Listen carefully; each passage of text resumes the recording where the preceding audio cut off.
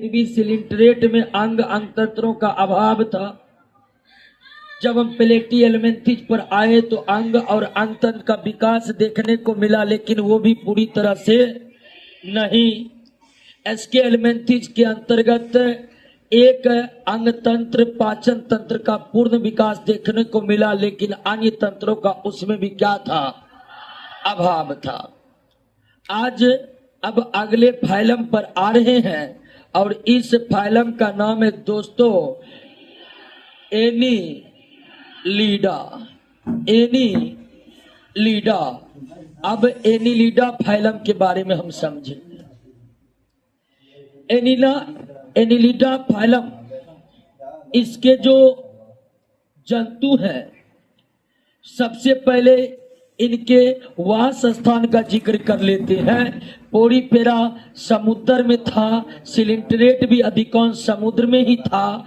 प्लेटी एलिमेंथिज, एसके एलिमेंथिज के जो कृमि थे वो परजीवी होते थे। अब ये समझना है कि एनीलिडा के जीव कहाँ रहते हैं, इनका वास स्थान क्या है। तो एनीलिडा दोस्तों जल पर भी रहते हैं, जल में भी रहते हैं और स्थल पर भी रहते हैं। यानी एनिमल किंगडम का पहला फाइलम आपका एनीलिडा है, जिनके जंतु स्थल पर रहने के योग्य हुए हैं। इससे पहले आप जितने भी फाइलम पढ़े, किसी का जंतु स्थल पर था नहीं था।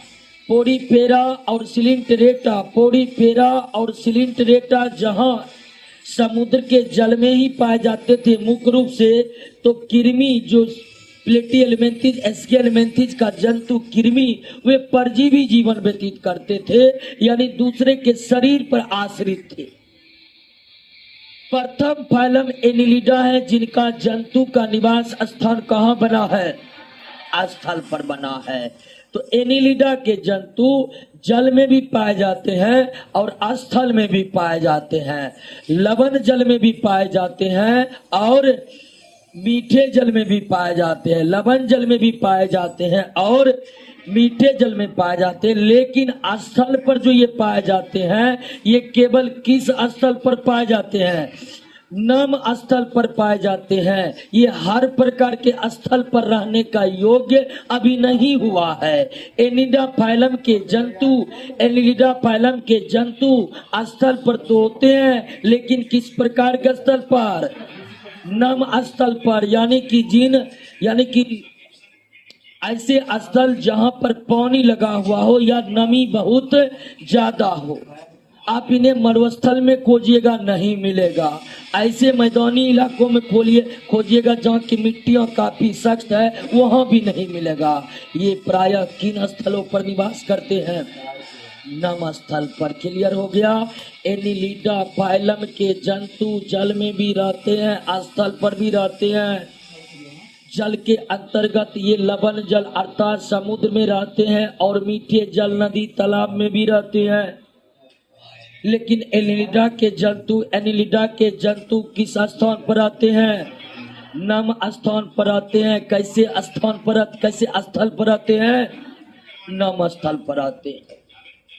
अब नम स्थल पर रहना इसके लिए बहुत जरूरी है।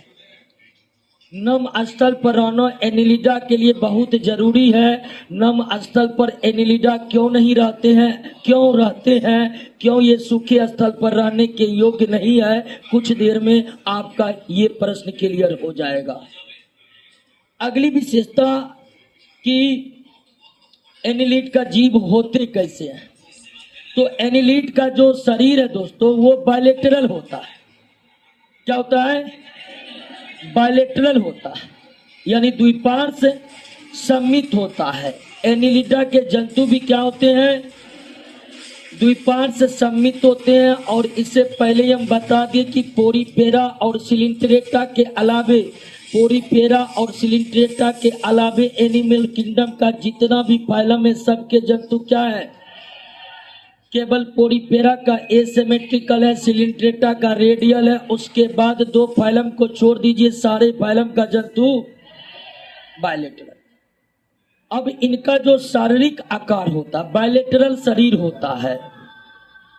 उसके बाद शरीर कृमि के समान, कृमि तो समझ गए ना, शरीर कृमि जिसको अंग्रेजी में क्या कहते हैं, वर्म कहते हैं, शरीर कृमि के समान ही होता है, शरीर कृमि के समान ही होता है। पोरीफेरा के जितने भी जंतु हैं उनका शरीर दोस्तों, उनका शरीर किसके समान होता है, कृमि के समान होता है। जैसे कृमि का बॉडी होता है, ठीक है, जैसे कृमि का बॉडी होता है, कुछ कृमि देखे, फीता कृमि, ठीक है, गोल कृमि देखे ना, सेम टू सेम शरीर उसका किसका होता है, एनिलिडा का होता है। अब सवाल है कि जब कृमि के समान ही एनिलिडा का शरीर होता है तो फिर कैसे पहचान हो पाएगी कि यह एनिलिड जंतु है। तो एनिलिड जंतु और कृमि के शरीर में एक बहुत महत्वपूर्ण अंतर होता है, एक बहुत महत्वपूर्ण अंतर होता है कि एनिलिडा का कृमि समान शरीर, एनिलिडा का कृमि समान शरीर, एनिलिडा का कृमि समान शरीर सेगमेंटेड होता है। क्या होता है, सेगमेंटेड होता है, यानी हिंदी में बोले तो क्या होता है, खंडित होता है। कृमि समान शरीर सेगमेंटेड होता है, एनिलिडा का कृमि समान शरीर क्या होता है, सेगमेंटेड होता है। सेगमेंटेड कहने का मतलब खंडित होता है दोस्तों, खंडित होता है, यानी कि इनका शरीर खंड खंड में बटा होता है, इनका शरीर खंड खंड में क्या होता है, बटा होता है, यानी शरीर खंड खंड में इस तरह बटा होता है, शरीर खंड खंड में इस तरह क्या होता है, बटा होता है। यानी मानव का शरीर कितने खंडों में बटा है, 3 खंडों में बटा हुआ है। मानव के शरीर को हम 3 भागों में बांट सकते हैं, मुख्य 3 भागों में बांट सकते हैं। हेड हो गया, ठीक है, थोरेक्स हो गया छाती वाला हिस्सा, और उसके नीचे एब्डोमेन वाला हिस्सा हो गया। तो जिस तरह मानव के शरीर 3 खंडों में बटा हुआ है, उस तरह एनिमिलिडा का शरीर पूरे कई खंडों में बटा होता है, ढेर सारे खंड में बटा होता है। तो कृमि का बॉडी और एनिलिडा का बॉडी दोनों देखने में एक जैसे लगते हैं, बस अंतर है किसका, सेगमेंटेड का। कृमि का शरीर सेगमेंटेड नहीं होता है, जबकि एनिलिड का कृमि समान शरीर क्या होता है, सेगमेंटेड होता है। कृमि का शरीर सेगमेंटेड नहीं होता है, जबकि एनिलिड जो कृमि के समान ही दिखते हैं उनका शरीर क्या होता है, सेगमेंटेड होता है। उनका शरीर क्या होता है दोस्तों, क्लियर हुआ। 3 प्रमुख विशेषताएं याद हुआ एनिलिडा के बारे में। एनिलिडा कहां पर निवास करते हैं, जल और स्थल दोनों जगह निवास करते हैं, लेकिन ये केवल किस प्रकार के स्थल पर निवास करते हैं। एनिलिडा का शरीर कैसा होता है, एनिलिडा का शरीर किसके समान दिखता है, कृमि के शरीर और एनिलिडा के शरीर में मुख्य अंतर किसको लेकर है। अगर कोई भी चीज में कंफ्यूजन है कि यह कृमि है कि एनिलिड वाला है, तो बस हम सेगमेंटेड बॉडी को देखकर पता लगा सकते हैं। आप पोरीफेरा, सिलिंट्रेटा, प्लेटी एलमेंथिस, एस्के एलमेंथिस के जितने भी जंतु है, किसी का भी शरीर खंडों में बटा नहीं होता है। खंड में बटना चालू हुआ है कहां से, एनिलिडा से। शरीर कई खंडों में बटना चालू हुआ है कहां से, एनिलिडा से। इससे पहले जो 4 फाइलम पड़े थे, सबका बॉडी एक जैसे, मतलब एक ही यूनिट का दिखता था दोस्तों। क्लियर हो गया। अगली विशेषता पोरीफेरा का, सॉरी पोरीफेरा नहीं करें, एनिलिडा का। एनिलिडा के अगली सबसे महत्वपूर्ण विशेषता कि शरीर कितने स्तर का, 3 स्तरीय शरीर, 3 स्तरीय, 3 स्तरीय शरीर होता है, 3 स्तरीय शरीर होता है, जिसमें देगवा भी पाया जाता है, जिसमें देगवा भी पाया जाता है। यानी देगवा की उपस्थिति कौन से शुरू हुई है। अब एनिलिडा के बाद आगे जितना भी फाइलम पढ़िएगा सब में उपस्थित रहेगा क्या, देगवा। सब में उपस्थित रहेगा क्या, देगवा। क्लियर हो गया। 3 स्तरीय शरीर होता है एनिलिडा का। वैसे भी आप जान गए कि 2 स्तरीय शरीर केवल 2 ही फाइलम में है, बाकी सारे फाइलम का जंतु क्या है, सारे जंतु का शरीर 2 फाइलम को छोड़कर 3 स्तरीय है। लेकिन 2 फाइलम ऐसा था जिनके 3 स्तरीय शरीर में देगवा नहीं था। एक प्लेटी एलमेंथिस का शरीर 3 स्तर था लेकिन देगवा नहीं था। एस्के एलमेंथिस का शरीर 3 स्तर का जिसमें मिथ्या देगवा था। पहली बार देगवा की उपस्थिति कहां देखने को मिलती है, पहली बार देखवा की उपस्थिति कहाँ देखने को मिलती है? एनिलिडा में। एनिलिडा का शरीर 3 स्तरीय है, जिसमें पहली बार उपस्थित हुआ है क्या? अब एनिलिडा के आगे जितने भी फाइलम हम पढ़ेंगे, एनिलिडा के आगे जितने भी फाइलम पढ़ेंगे, सबके शरीर में, सबके जंतु के शरीर में क्या होगा? देखवा होगा। क्लियर हो गया? विशेषताओं को याद करके समझते जा रहे हैं नो, कोई दिक्कत नहीं होना चैप्टर में। क्लियर? एक क्वेश्चन आ रहा, आंतरिक निषेचन के बारे में नहीं बता रहे हैं, और सबसे भयानक विशेषता एनिलिडा का। अगली विशेषता है कि पहली बार सभी अंग तंत्रों का, पहली बार सभी अंग तंत्रों का विकास एनिलिडा में ही हुआ है। पहली बार सभी अंग तंत्रों का विकास एनिलिडा में हुआ है दोस्तों, एनिलिडा में हुआ है। यानी एनिलिडा के जंतु में सारे विकसित अंग तंत्र पाए जाते हैं। पाचन तंत्र, श्वसन तंत्र, उत्सर्जन तंत्र, रक्त परिसंचरण तंत्र, तंत्रिका तंत्र और तंत्रिका तंत्र के अंतर्गत पहली बार मस्तिष्क भी किसमें देखने को मिलेगा? एनिलिडा में। इससे पहले जो आप फाइलम पढ़े हैं पोरीफेरा में तो तंत्रिका कोशिका ही नहीं होती थी। जब आप सिलिंटरेट पर आए तो उसमें तंत्रिका कोशिका आ गया। सिलिंटरेट, प्लेटी हेलमिंथेज, एस्के हेलमिंथेज तंत्रिका कोशिका के जरिए ही काम करता था, उनमें मस्तिष्क नहीं थी। पहली बार तंत्रिका तंत्र के अंतर्गत एक मस्तिष्क आया है, किसमें? एनिलिडा में। हालांकि पहली बार मस्तिष्क आया है तो उतने विकसित इसके मस्तिष्क है नहीं, लेकिन ये बात जानने लायक है कि पहली बार तंत्रिका तंत्र के अंतर्गत मस्तिष्क का विकास किस फाइलम के जंतु में हुआ? एनिलिडा में हुआ। इससे पहले के फाइलम में मस्तिष्क नहीं था। मस्तिष्क का काम केवल तंत्रिका कोशिका और तंत्रिका उत्तक ही करते थे, मस्तिष्क नहीं बना था। पहली बार मस्तिष्क बना है किसमें? पहली बार सारे तंत्र का विकास हुआ है किसमें? एनिलिडा में। पहली बार सारे तंत्र का विकास हुआ है किसमें? क्लियर? बात समझ गए कि नहीं? अब ध्यान दीजिए दोस्तों कि सारे अंग तंत्र का तो विकास हो गया है, सारे अंग तंत्र का विकास हो गया है। रक्त परिसंचरण तंत्र का भी विकास हो गया है। रक्त परिसंचरण तंत्र के अंतर्गत रक्त की उपस्थिति भी पहली बार आपको कहां देखने को मिला? रक्त परिसंचरण तंत्र के अंतर्गत जंतु में रक्त की उपस्थिति भी पहली बार कहां देखने को मिला? अब अगर एनिलिडा में दोस्तों रक्त परिसंचरण तंत्र है, एनिलिडा में रक्त परिसंचरण तंत्र है, तो रक्त परिसंचरण तंत्र 2 प्रकार के होते हैं, खुला और बंद। रक्त परिसंचरण तंत्र जंतु के कितने प्रकार के हो सकते हैं?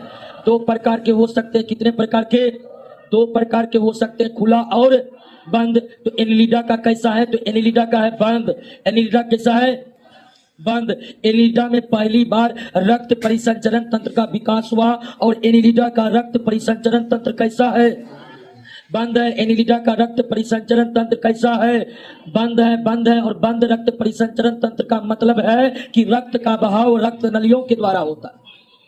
बंद परिसंचरण तंत्र का तात्पर्य है कि रक्त का बहाव रक्त नलियों के द्वारा होता है, यानी सारी एनिलिड प्राणी में रक्त नलियां पाई जाती है। और बंद परिसंचरण तंत्र का एक और विशेषता है कि बंद परिसंचरण तंत्र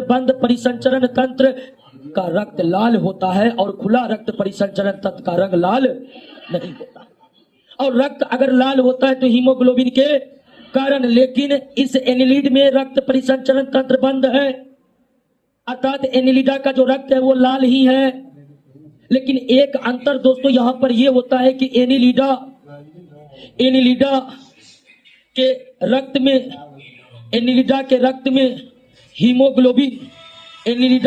में हीमोग्लोबिन आरबीसी में न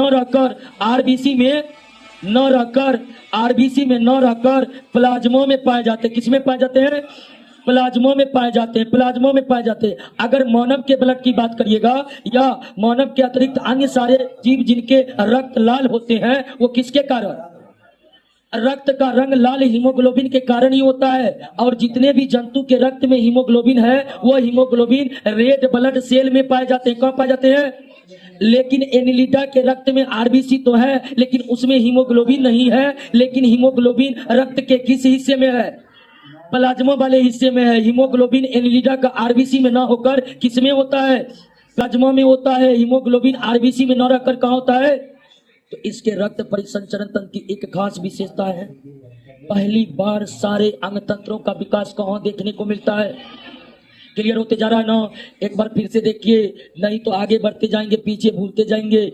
सबसे पहले हम पढ़े थे कि एनिलिडा के जीव का निवास स्थान कहाँ है? निवास स्थान कहाँ है? क्लियर हो गया? लेकिन ये कैसे स्थल पर पाए जाते हैं? एनिलिडा का शरीर कैसा होता है? बायलेटरल होता है। शरीर किसके समान होता है? अब कृमि के समान शरीर होने के कारण कैसे पहचानेंगे कि ये कृमि है, ये एनिलिड है? सेगमेंटेड बॉडी को देखकर अगर बॉडी खंड खंड बटा हुआ तो निश्चित तौर पर वो कृमि नहीं है, वो क्या है? एनिलिडा है। पहली बार सेगमेंटेड बॉडी भी किस फाइलम में देखने को मिलता है? एनिलिडा में। एनिलिडा का शरीर कितने स्तर का? 3 स्तर का। एनिलिडा का शरीर कितने स्तर का? 3 स्तर का। पहली बार देखवा की उपस्थिति भी कहाँ हुआ है? पहली बार सभी अंतत्रों का विकास कहाँ देखने को मिलता है? पहली बार ब्रेन का भी उद्भव कहाँ हुआ है? एनिलिडा में हुआ है। एनिलिडा का रक्त परिसंचरण तंत्र कैसा है? बंद है। अगर एनिलिडा का रक्त परिसंचरण तंत्र बंद है दोस्तों, तो इसके रक्त का रंग कैसा होगा? इसके रक्त का रंग कैसा होगा? लाल है। लेकिन रक्त लाल रंग के होते हैं किसके कारण? और एनिलिडा के रक्त के हीमोग्लोबिन की खास बात क्या है? एनिलिडा के रक्त के लाल रंग की खास बात क्या है? क्लियर हो गया? हीमोग्लोबिन आरबीसी में ना होकर प्लाज्मा में पाए जाते हैं। अगली विशेषता हम एनिलिडा के उत्सर्जन अंग की बात करेंगे। मानव का उत्सर्जन अंग किडनी है। मानव का उत्सर्जन अंग किडनी है। उत्सर्जन समझते हैं ना? शरीर से हानिकारक पदार्थों का बाहर निकलना क्या कहलाता है? उत्सर्जन कहलाता है। शरीर के हानिकारक पदार्थों का शरीर से बाहर निकलना क्या कहलाता है? उत्सर्जन कहलाता है। क्या कहलाता है? उत्सर्जन कहलाता है। उत्सर्जन अंग मानव का किडनी है। यानी मानव में जो उत्सर्जन के कार्य होते हैं किसके द्वारा? लेकिन ये एनिलिड प्राणी में उत्सर्जन तंत्र होता है, लेकिन उत्सर्जन तंत्र के अंतर्गत किडनी नहीं होता है। किडनी जैसा काम करने वाला अंग है नेफ्रिडिया। क्या नाम है? नेफ्रिडिया है दोस्तों। क्या है दोस्तों? नेफ्रिडिया है। ठीक है। एनिलिड प्राणी का उत्सर्जन अंग का नाम क्या है?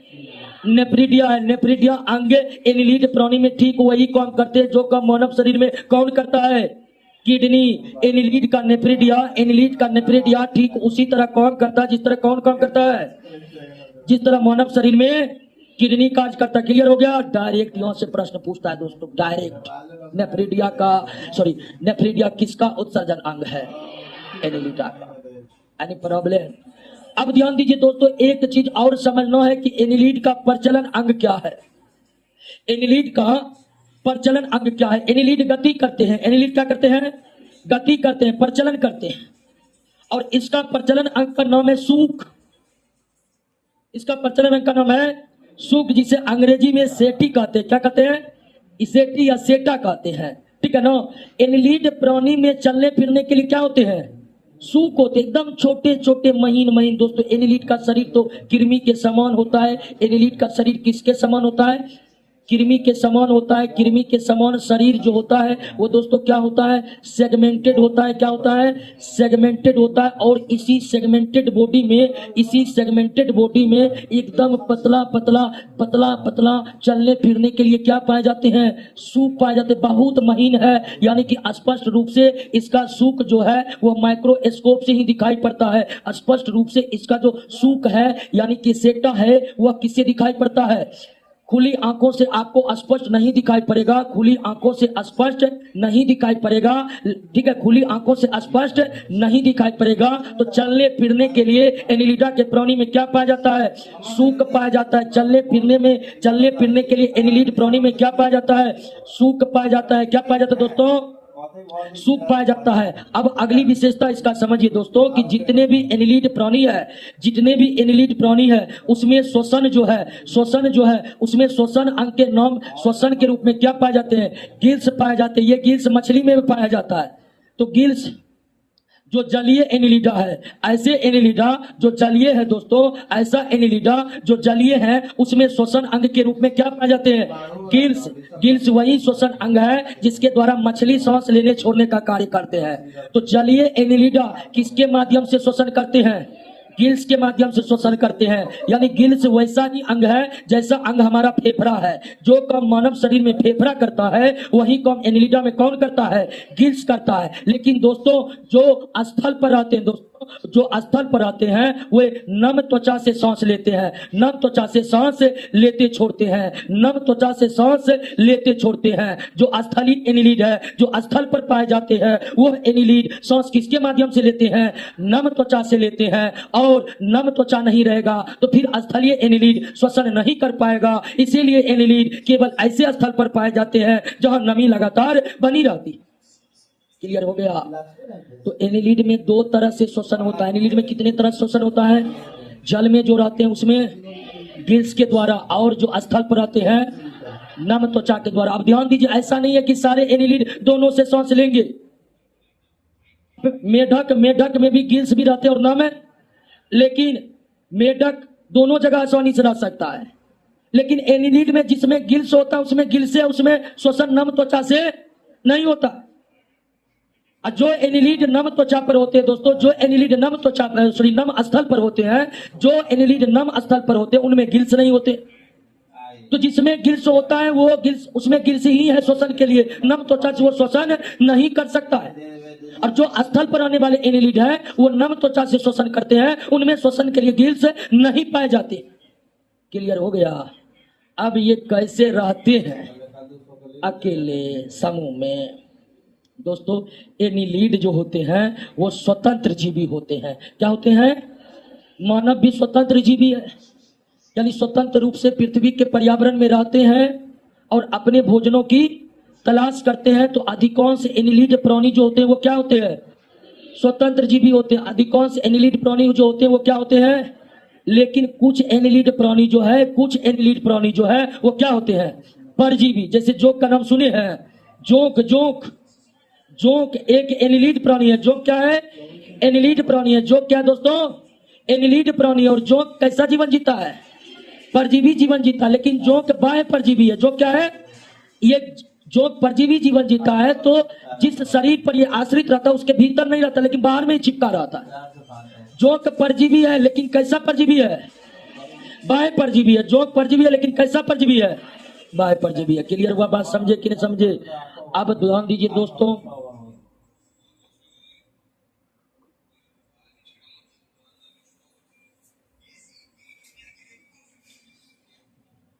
और कुछ पोरीपेरा का सदस्य एक लिंगी है और कुछ यूनिसेक्सुअल बाइसेक्सुअल तो समझा दिए थे। अब इसमें एक लिंगी है।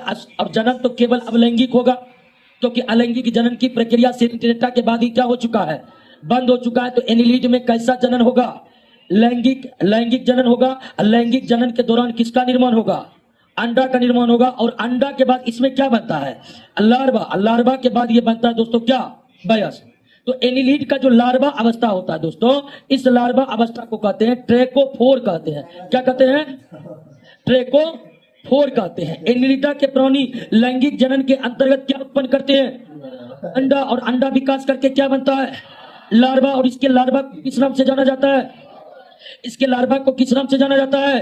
ट्रेकोफोर। और फिर ट्रेकोफोर नामक लार्वा विकास करके क्या बनता है? बस इतना ही जानना है दोस्तों। ये कह रहा है कि मछली एनिलिडा में होगा कि नहीं होगा। देखिए दोस्तों, आइए दोस्तों थोड़ा सा रिवीजन करके एनिलिडा को क्लियर कर लेते हैं। कॉन्सेप्ट बन रहा है कि नहीं हो रहा? अपोरीफेरा, सिलिंडरेटा, प्लेटियलमेंथिस, एस्केलमेंथिस, एनिलिडा में अंतर कर पा रहे हैं कि नहीं? अगर अंतर कर पा रहे हैं तो निश्चित तौर पर आपकी समझ विकसित हो रही है। आप प्रश्न पर गए थे, प्रश्न बनना चालू हुआ, तो बिल्कुल दोस्तों आप सही रास्ते पर हैं। समझने का अर्थ ये नहीं है कि समझ गए, समझने का अर्थ ये भी है कि उस पर आधारित प्रश्न आपसे बननी चाहिए, उस पर आधारित प्रश्न आपसे बननी चाहिए। क्वेश्चन आ रहा है प्लेनुला क्या है? प्लेनुला सिलिंट्रेट प्राणी के लार्वा को कहते हैं। सिलिंट्रेटा जब पढ़ा रहे थे तो वहां जिक्र हम नहीं कर पाए थे। तो सिलिंट्रेट प्राणी अंडा देते हैं और सिलिंट्रेट में भी अंडा विकास करके लार्वा बनता है, और सिलिंट्रेट प्राणी के लार्वा को प्लेनुला कहते हैं। क्या कहते हैं? प्लेनुला। हालांकि क्वेश्चन में इसका जिक्र है, प्लेनुला से रिलेटेड एक क्वेश्चन है। तो प्लेनुला सिलिंट्रेट प्राणी का लार्वा है। प्लेनुला किसके लार्वा कहते हैं? सिलिंट्रेट, जैसे हाइड्रा, ओरेलिया, इन सब के लार्वा को प्लेनुला कहते हैं। दोस्तों, एनिलिडा के प्राणी कहां पर निवास करते हैं? जल और स्थल पर, जल और स्थल पर निवास करते हैं। एनिलिडा का प्राणी केवल किन स्थल पर निवास करते हैं?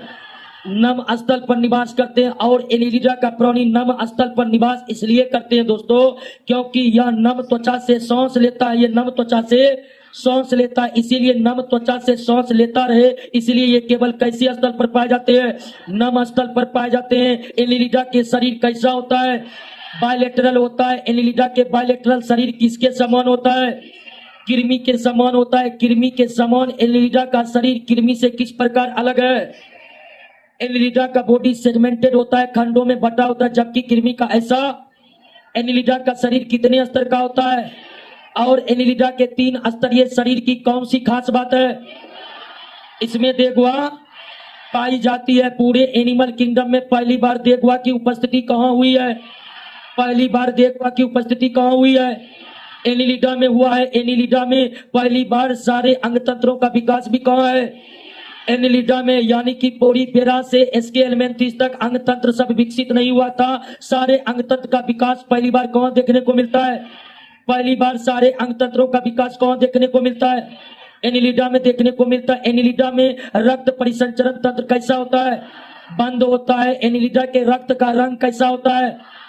लाल होता है। एनिलिडा का उत्सर्जन अंग क्या है? नेफ्रिडिया। एनिलिडा का प्रचलन अंग क्या है? सूक है। सूक किसका प्रचलन अंग है? एनिलिडा का सूक किसका प्रचलन अंग है? एनिलिडा का टेंटेकिल्स किसका प्रचलन अंग है? सिलिंट्रेट का किसका? सिलिंट्रेट का किसका दोस्तों? सिलिंट्रेट का। एनिलिड प्राणी, एनिलिड प्राणी जो जल में रहते हैं वो किसके माध्यम से श्वसन करते हैं? गिल्स के माध्यम से। एनिलिड प्राणी जो नम स्थल पर रहते हैं वो किसके माध्यम से श्वसन करते हैं? एनिलिड प्राणी कैसा जीवन व्यतीत करते हैं? स्वतंत्र जीवी जीवन व्यतीत करते हैं। एनिलिडा प्राणी लैंगिक दृष्टिकोण से कैसे कैसे होते हैं? एनिलिडा के जीवन चक्र में केवल लैंगिक जनन होता है, जिसके दौरान अंडे बनते, अंडा विकास करके लार्वा बनता है। लार्वा अंडे का विकसित स्वरूप है। लार्वा अंडे का विकसित स्वरूप है। और एनिलिडा के लार्वा को क्या कहते हैं? ट्रेकोफोर कहते हैं। एनिलिडा के लार्वा को क्या कहते हैं? ट्रेकोफोर कहते हैं। फिर लार्वा विकास करके क्या बन जाता है? लार्वा विकास करके क्या बन जाता है? क्लियर बात समझ में आई? अब ध्यान दीजिए, पहली बार तंत्रिका कोशिका का विकास सिलिंट्रेटा में हुआ। पोरीफेरा में तंत्रिका कोशिका, पहली बार तंत्रिका कोशिका विकास करके तंत्रिका उत्तक बनाया सिलिंट्रेटा में। प्लेटी एलिमेंटीज, इसके एलिमेंटीज तंत्रिका उत्तक से ही शरीर को कंट्रोल करते थे। लेकिन एक विकसित तंत्रिका तंत्र जिसके अंतर्गत एक मस्तिष्क भी हो, वो पहली बार कहां देखने को मिला? एनिलिडा में। तो एनिलिडा कई दृष्टिकोण से खास है, क्योंकि पहली बार देगुआ कहां देखने को मिला? एनिलिडा में देखने को मिला। पहली बार रक्त किस जंतु में देखने को मिला? एनिलिडा में देखने को मिला। पहली बार सारे अंग तंत्रों का विकास कहां देखने को मिला? एनिलिडा में देखने को मिला। पहली बार मस्तिष्क का विकास किसमें देखने को मिला? तो एनिलिडा कई कारणों से खास है। पहली बार स्थल पर रहने वाले कौन है? क्लियर हुआ? समझे? अब आइए एनिलिडा के प्रमुख जंतु के बारे में हमें समझना। एनिलिडा के प्रमुख जंतु जिसके बारे में आपको याद रखना है। प्रमुख जंतु, सबसे पहले नेरिस, जिसे सीपी कृमि या चीर कृमि के नाम से जाना जाता है। ठीक है। पहला एनिलिड जंतु जिसके बारे में नाम याद रखना है वो क्या है? नेरिस। नेरिस का प्रचलित नाम क्या है? सीपी कृमि या चीर कृमि। सीपी कृमि या चीर कृमि। अब यहां पर एक बात याद ये भी रखना है कि सीपी कृमि, चील कृमि वास्तविक कृमि नहीं है।